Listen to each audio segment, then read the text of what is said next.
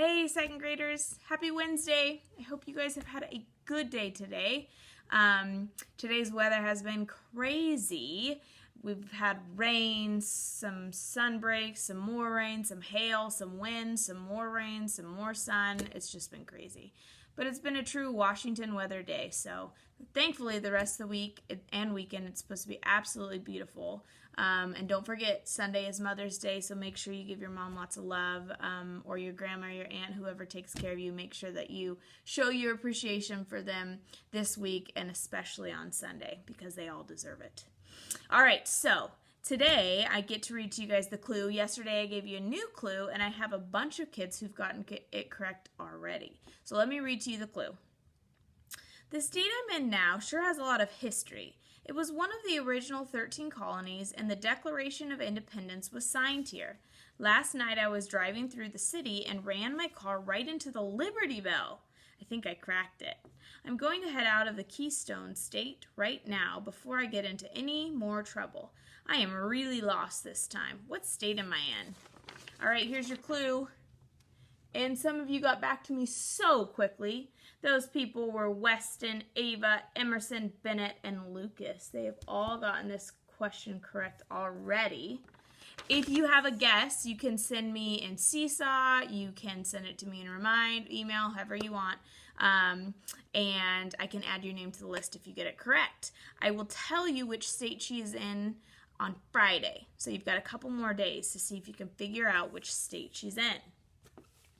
All right, today is Wednesday, which means tomorrow is Thursday, obviously, and tomorrow is my office hours, my opportunity for me to do mini lessons with you guys. So I will send you guys the Zoom link tomorrow morning via email and also Seesaw, and our meeting will be at 2 o'clock, and we will be covering the things that we've been covering in Seesaw this week. So identifying coins, which you guys have gotten good at doing, also adding up the coins together when you have a group of them, and then we also covered, tomorrow you're going to be covering homophones, which you haven't done before. And then you've also done some contractions. So we'll focus mostly on the math part since the money is brand new. We've done contractions before. You guys are pros at those, especially with that video, which I know you all love. So that's tomorrow at 2 o'clock. So if you'd like to join me to get some more practice on that, I'll send you the link and come join me. I'd love to see you guys. I miss you guys so much. All right, today I get to read to you guys a story, and I think I say this about almost every book, and you all say, oh, Mrs. O, you always say that, but I just love all these books. But this one I really love, and I know Mrs. Bates also loves it too, and it is called Not Your Typical Dragon. I've read this to you guys a bunch. I just love the story. This is by Dan Burrell, and it's illustrated by Tim Bowers, and you can see it's a well-read book just by how my pages look. All right, here we go. Not Your Typical Dragon.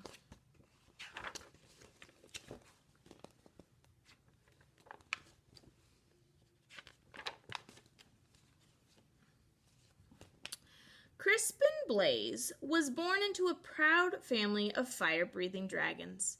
Every blaze breathes fire, explained his father. I breathe fire. Your mother breathes fire. Tomorrow, when you turn 7, you'll breathe fire too. The little dragon imagined all of the forest he would burn down. He dreamed of all the castles he would destroy. He also considered boiling water to make tea, but he didn't tell his father that. The next day, Crispin sat among family and friends as a big cake was brought to the table. Who will light the birthday candles? His mother asked. I will, declared Crispin. He could feel a tingling inside his tummy, but when he opened his mouth, fire did not come out. Whipped cream came out. Crispin, shouted his father. Dragons breathe fire. What will the neighbors think? Worried his mother. I love whipped cream, said his sister Ashley. The little dragon was whisked off to the doctor the very next day. Please fix my son, demanded Crispin's father.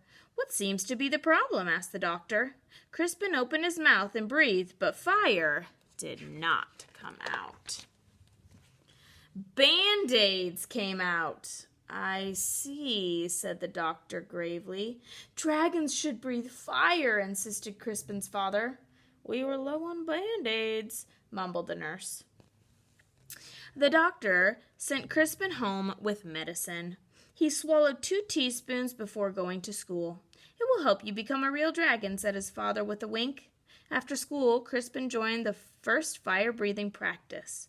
One by one, little dragons aimed their fiery breath at the stacks of logs until they burst into flames. Crispin stepped up confidently. He could feel the medicine bubbling in his belly, but when he opened his mouth, fire did not come out. Marshmallows came out. Dragons breathe fire, yelled the coach. Isn't that right, class? The other dragons, they didn't answer. They were too busy looking for pointy sticks for marshmallow roasting. I guess I'm not a real dragon, Crispin thought. He worried that his family would be disappointed. So he ran away from home. The world can be a scary place for a little dragon who can't breathe fire. Crispin found a dark cave. I'll be a fireless dragon all by myself. I won't bother anyone, and no one will bother me. An hour later, he had a visitor. I'm Sir George, squeaked a thin, shiny knight. Show yourself, dragon. Crispin shuffled out of the cave. The thin, shiny knight held up his thin, shiny sword. Do your worst, dragon. Crispin opened his mouth, but fire did not come out. So bubbles came out. Don't you breathe fire, dragon? Crispin shook his head. I can't. Sir George moaned. But my father insisted that I fight a fire-breathing dragon. It even says here in my book that your typical dragon breathes fire. I'm not your typical dragon, Crispin explained. Sir George sighed. I can't go home. Me neither, Crispin nodded. But then he had an idea. Maybe your book will tell us what to do. Of course. Sir George searched through the pages. It says it's probably just your diet. Sir George fed Crispin spicy curry, scorching chili, and blistering salsa. Crispin opened his mouth, but fire did not come out. Red party streamers came out. At least they're the right color, said Sir George kindly. Sir George searched through the book again. It says it's probably your attitude. Sir George showed Crispin how to look mean and angry enough to breathe fire. Crispin opened his mouth, but fire did not come out. Soft, cuddly teddy bears came out. Said Sir George. We may have taken a step back. It's no use, Crispin sighed. I'm just not your typical dragon. But Sir George was not ready to give up. The book says you're too stressed. Sir George made Crispin close his eyes while he described a quiet, relaxing day at the ocean. Do you feel calm? Now imagine 100 shiny knights attacking you! Crispin opened his mouth, but fire did not come out. Beach balls came out. Well, that's just plain weird. Secretly, Sir George was glad that Crispin couldn't breathe fire. He liked the little dragon, and he didn't want to fight him. Crispin liked the shiny knight too, but he missed his parents. Sir George, it's getting dark. I want to go home. The shiny knight patted him on the back. Don't worry, little dragon. I will take you. Crispin's parents were relieved when he arrived home safely. Sir George was about to say goodbye when they heard a shout. There you are, my boy. Why on earth are you playing with a fire-breathing dragon?